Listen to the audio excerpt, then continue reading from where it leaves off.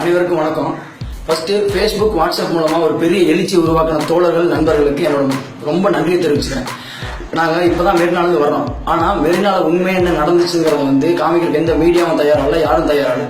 இவங்க மெரினா பீச் நடந்தது வேற, இவங்க மீடியாவில் காமிச்சது வேற. ஆக்சுவலாக மெரினால என்ன நடந்துச்சுன்னா, போராட்டம் எப்பவும் போல போயிட்டு இருந்துச்சு.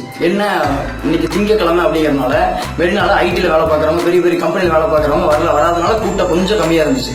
இருந்தாலும் கொஞ்சம் பதட்டமாகவே இருந்துச்சு. எதுவும் பண்ணிடுவாங்களா? நேற்று வேறு 4 பேரை வந்து பேட்டி கொடுத்து போயிருக்காங்க. அதுல இருந்து கொஞ்சம் ஒரு பரபரப்பான சூழ்நிலை இருந்துட்டே தான் இருந்துச்சு. காலையில 6 மணி இருக்கும், போலீஸ் இது மாதிரி ஆர்டர் காப்பி, ஏதாவது அவசர சட்டம் போடணும்னு சொன்னாங்களே, அது ஆர்டர் காப்பி கொடுத்தாங்க. அந்த ஆர்டர் காப்பி நீங்க பாருங்க, ஆர்டர் காப்பி வந்துருச்சு, இதோட நீங்க போராட்டத்தை விட்டுருங்கன்னு சொன்னாங்க. நாங்க எங்க கூட்டத்துல, எங்க போராட்டத்துல இருந்த ஒரு லாயரை கூப்பிட்டு, இது ஆர்டர் காப்பி கரெக்டான்னு பாருங்க, இதுல போட்டுக்க சட்டம் எல்லாம் கரெக்டா இருந்தா பாருங்க, கரெக்டா தான் நாங்க விளைக்கிறோம்னு சொல்லி சொன்னோம். அந்த லாயர் படிச்சு பார்த்தா அவங்க சீனியர் அட்வொகேட்டை கூப்பிட்டு கேட்ட மாதிரி சொன்னாங்கன்னா, எல்லாம் பார்த்துட்டு சட்டம் எல்லாமே கரெக்டா இருக்கு, ஆனா அதுல சீல் இல்ல, யாரோட சைனும் இல்ல, இது இருந்தாதான் செல்லும் அப்படின்ற மாதிரி சொன்னாங்க. அப்போ சரி, எங்களுக்கு ஒன்றும் பிரச்சனை இல்லை, நாங்கள் எங்களோட சீனியர் அட்வொகேட், எங்களுக்கு எங்க சைடுல ஒரு 4000 வருஷம் வரும், வந்துட்டு உங்க கூட பேசிட்டு எங்களுக்கு ஒரு ½ டே மட்டும் டைம் கொடுங்க, நாங்க எல்லாமே ஓகே கரெக்டா இருக்குன்னா நாங்க போராட்டத்தை எங்க போராட்டம் வெற்றி அடைச்சுன்னு சொல்லி நாங்க விளைக்கிறோம்னு சொல்லி சொன்னோம். ஆனா அவங்க டைம் தர்றதுக்கு தயாராகவே இல்லை. ஒரு 2 hours டைம் கேட்டோம், அதுவும் தரலேன்ட்டாங்க. சரி, நாங்க பேசிட்டு இருக்கும்போது எனக்கு ரொம்ப தாழ்மையா நான் கேட்டோம், ஒரு 2 மணி நேரம் டைம் கொடுங்க, இது ஆர்டர் காப்பி உண்மை, எங்க போராட்டம் உண்மையா வெற்றி அடைஞ்சிருச்சு அப்படின்னா எங்க போராட்ட வெற்றியோட நாங்க முடிச்சுக்கிறோம் அப்படின்னு சொல்லி சொன்னோம். நாங்க பேசிட்டு இருக்க தாழ்மையோட பேசிட்டு இருக்க போராட்டத்தில் உட்கார்ந்த இளைஞர்கள், தோழர்கள் எல்லாத்தையுமே போலீஸ் புடிச்சு கையை பிடிச்சி வெளியே வீசிட்டே இருந்தாங்க. வெளியே வீசும்போது, ஐயா இருங்க, நான் ஒரு 2 மணி நேரம் டைம் கொடுங்க, நான் முடிச்சோம் சொல்ல கேட்கவே இல்லை. உள்ள கர்ப்பிணி பெண்கள் இருக்காங்க, கை குழந்தைகள் இருக்காங்க, வயசானவங்க இருக்காங்க, பெண் தோழர்கள் இருக்காங்க, வேணாம் கொஞ்சம் பொறுமையா இருக்குன்னு சொல்ல கேட்கவே இல்லை. இருந்தாலும் அவங்க ஆட்டோமேட்டிக்கா தடியை நடத்த ஆரம்பிச்சிட்டாங்க. நாங்க இன்னும் மனித சங்கிலி போட்டோம். பெண்கள், கர்ப்பிணி பெண்கள், குழந்தைகள் எல்லாத்தையும் சூழ்ந்து நாங்க மனித சங்கிலி போட்டோம். இருந்தாலும் எங்களை எல்லாம் பிடிச்சி இழுத்தாங்க, நாங்க விடல. முடிஞ்சு தடியடிய கொஞ்சம் தடுக்கிறதுக்காக நாங்க தேசிய கீதம் பாடணும், வந்தே மாதரம் பாடணும், எதையும் அவங்க பொருட்படுத்தவே இல்லை. ஒரு செகண்ட் கூட நிக்கல. அவங்க என்னன்னா எங்களை வெளியே தள்ளணும், பிடிச்சி இழுக்கணும், வெளியே தள்ளணும். போராட்டத்தை எங்கேயோ பின்னாடி யாரும் சொல்லிட்டாங்க, போராட்டத்தை முடிச்சு விடுறா, இவங்க விடக்கூடாது, இனிமேல் விட்டோம்னா இந்த பிரச்சனையும் விட்டாங்க. விவசாய பிரச்சனைக்கு போராடுவானுங்க, தண்ணி பிரச்சனைக்கு போராடுவானுங்க, நாட்டில் கார்பரேட்டர் துரத்துக்கு போராடுவானுங்க, எந்த பிரச்சனை போராடுவானுங்க. இவங்க விடக்கூடாது பின்னாடி யாரும் ஏவி விட்டுருக்காங்க. அதனால போராட்டத்தை கலைக்கிறமான வேலை மட்டும் தான் பாட்டு இருந்தேன். இருந்தாலும் போராட்டத்தை கைவிடல. பீச் மண்ணுக்கு முன்னாடி ரோட்ல பண்ண நாங்க போராட்டம், இவங்க தடியடி நடத்தி எங்களை வெளியே அனுப்ப முயற்சி பண்ணும்போது நாங்கெல்லாம் கடலை நோக்கி ஓடணும், அலையை நோக்கி ஓடணும். அங்க இங்க எவ்வளவு கூட்டம் இருந்துச்சோ 3 சைடா பிரிஞ்சிருந்தோம்.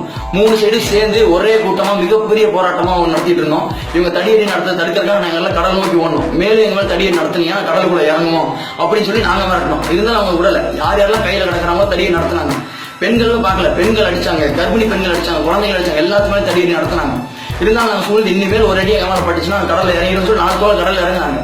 கடல் நீச்சல் தெரிஞ்ச 4 தோழர் கடல்ல இறங்கினாங்க.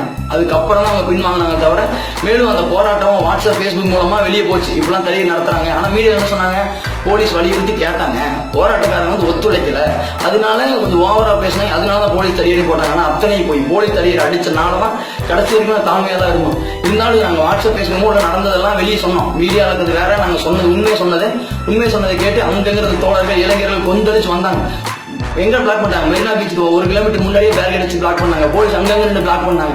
இருந்தாலும் அந்த தடைகளையும் தாண்டி பட்டணம் பார்க்கும், ட்ரிப்ளிகேன் எங்கெங்க இருந்தோ கடலோரமா வந்துட்டு இருந்தோம். அப்பயும் கூட்டம் நிறைய சேர்ந்துருச்சு. திரும்பி பார்க்குற போட்ல இருந்து வந்தாங்க தோழர்கள், மீனவ தோழர்கள் போட்ல இருந்து கருப்பு கொடி கட்டிட்டு வெயிட் பண்ணுங்க தோழர், உங்களுக்கு தண்ணி சாப்பாடுலாம் வருதுன்னு சொல்லி அவங்க வந்தாங்க. ரொம்ப சந்தோஷமா இருந்துச்சு. இருந்தும் பயங்கர கூட்டம். போலீஸ் ஒரு கடைசி இவ்வளவுதான் இருந்தாங்க, நாங்க இவ்வளவு இருந்தோம். ரொம்ப சந்தோஷம். இருந்தாலும் எங்க போராட்டம் வெற்றி தான். ஆனா இந்த நீங்க வெற்றி பெற்றுட்டீங்கன்னு ஓப்பனா சொல்றதுக்கே இவ்வளவு யோசிக்கிறாங்களே, அப்ப இதுல ஏதோ ஒரு பெரிய சூழ்ச்சி இருக்குது. ஆனா என்னன்னு தெரியல.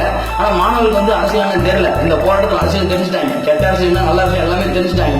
இதோட எங்க போராட்டம் முடிய போகுது. விவசாய போராட்டத்தில் கவலை இறங்கும். வெறும் வாட்ஸ்அப், ஃபேஸ்புக்ல வெட்டியா யூஸ் பண்ண சொன்னீங்களா, எங்க வாட்ஸ்அப், ஃபேஸ்புக் தான் எவ்வளவு பெரிய எழுச்சி உருவானதுக்கு காரணம். இதோட எங்க போராட்டம் முடியாது. விவசாய பிரச்சனைக்கு போராடுவோம், தண்ணி பிரச்சனைக்கு போராடுவோம், அடிப்படை தேவைகளுக்கு போராடுவோம், நாட்டு நடக்கிற அக்கிரமம் எல்லாத்தையும் எதிர்த்து போராடுவோம். இதோட எங்க போராட்டம் முடியாது. இது நாங்க எச்சரிக்கையா எடுத்துக்கிட்டாலும் சரி, எங்களோட அறிவிப்பா எடுத்துக்கிட்டாலும் சரி, நாங்க ஆன்லைன்லயோ எதுலயோ போராட்டம் பண்ணிக்கிட்டே தான் இருப்போம். முடிஞ்சதை பண்ணுங்க.